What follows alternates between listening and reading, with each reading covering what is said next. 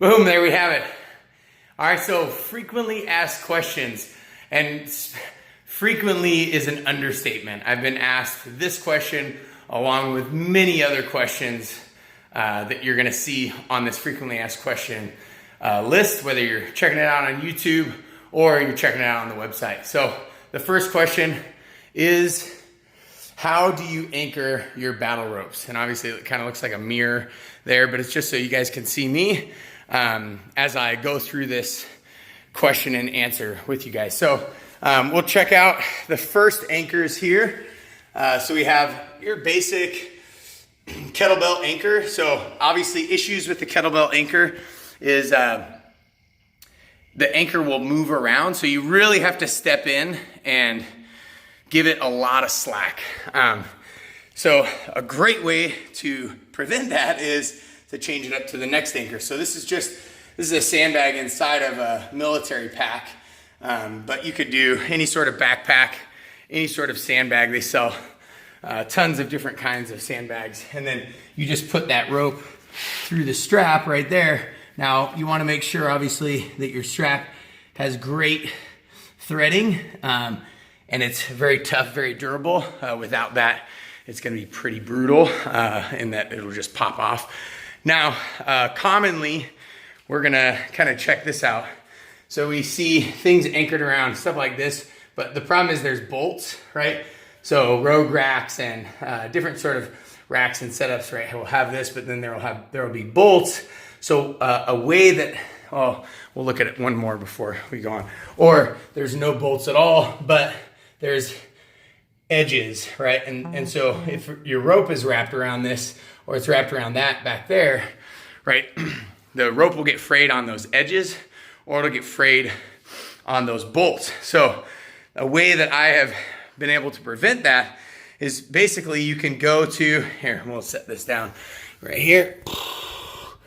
Boom.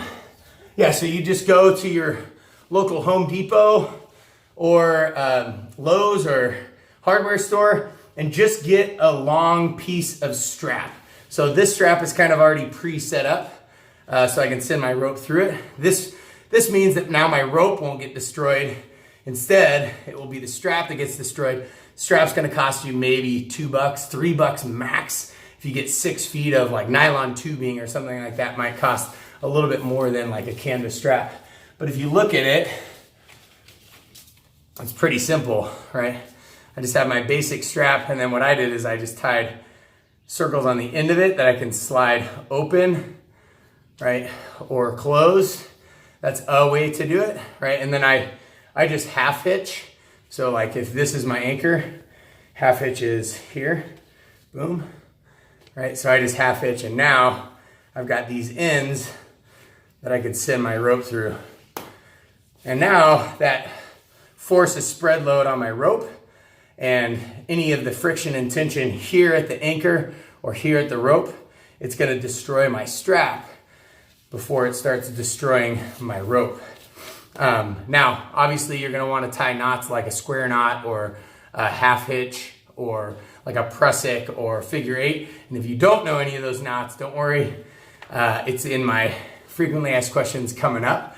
I'll show you how to tie all of those. And I have a couple bonus videos right now. If you go on to Enthusiast on my Teachable platform, right, it's my free level. You get a free ebook, and then with that, a couple of the bonus videos are how to tie knots. So you're gonna wanna use those knots because they're non-slip, but then they can easily come undone, right? As opposed to you tie 1,000 granny knots and then you don't know how to get the knot undone. And then I guess that rope's just gonna sit there like that, right? Another way to do the strap is more of a continuous style strap. So we'll show you that here. Boom. So basically, here's my continuous style strap, and then I can basically lock this carabiner in, right? And then I've got a continuous strap. Now I just used a military web belt for this one. Web belts are gonna cost way more than canvas strap at the store, but I had a couple laying around, so I just used this one. This is actually the belt for my daughter's quiver that she puts her arrows into, but I figured it'd be a great example here. But yeah, you just do a square knot on the two ends of your canvas strap that you get from the store, right, from the hardware store or whatever, and then you'll have a continuous loop. And this is obviously going to be a short one. This is only about 1.5 feet long. I would highly suggest 3 feet to 6 feet.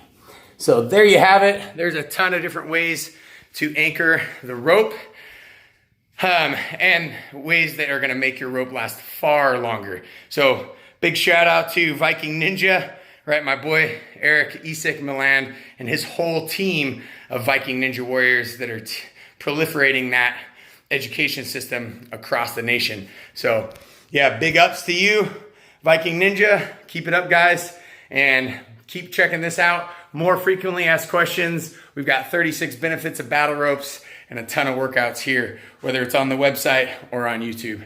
Make your next one your best one.